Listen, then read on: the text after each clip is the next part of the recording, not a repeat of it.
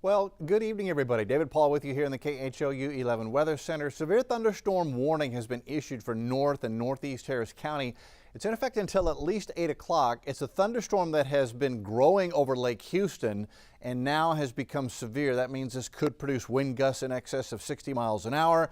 We could see quarter or larger size hail out of this. As we look at this thunderstorm warning, there it is for North Harris County. We'll zoom in, and the thunderstorm is small in size, but it is mighty, putting down a tremendous amount of cloud-to-ground lightning at Atascocita, north side of Lake Houston. That includes the Kingwood area. There's Highway 5969. It's just now east of Bush Intercontinental Airport. Would not surprise me if they had to slow down airport activities as that gets close to Bush, and you see the active airports right there. Here's Will Clayton Parkway, where it crosses over 5969, getting in on heavy rain and thunder right now. Humble getting in on it as well. Let's see, this is FM 1960 right here as it crosses over the East Tex Freeway. FM 1960 here coming out of Humble to Atascocita. So there's 1960 east of 5969. That's where the heaviest rain is, and the ride across the bridge over Lake Houston right now is a wet and slow drive. West Lake Houston Parkway getting wet.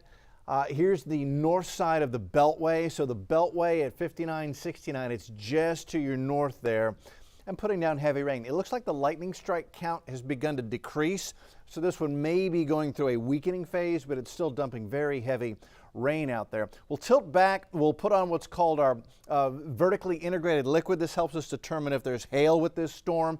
And when we get these peaks going up into the yellow and orange, that means we might be seeing pea-sized hail. Usually you've got to get up into the purple to start seeing anything nickel to quarter size or above. So there might be some small hail coming down right in here at Atascocita, Kingwood area, but it doesn't look like at this very moment that hail is a great threat with this. I think gusty straight line winds probably more of a threat as this storm moves east-southeast at about 20 miles an hour. So I've got a storm track on this. It's knocking on the door of Bush Intercontinental Airport right now. This will reach the Aldine area here in just a few minutes at 7:59. If it holds together, so here's the north side of the 610 loop. Here's the north side of Beltway 8. So, if it were to hold together, that might get into the Willowbrook area, get into Fairbanks, TC Jester, West Little York. We'll see if it can hold on that long. It does look like it's trying to weaken. This is another heavy downpour.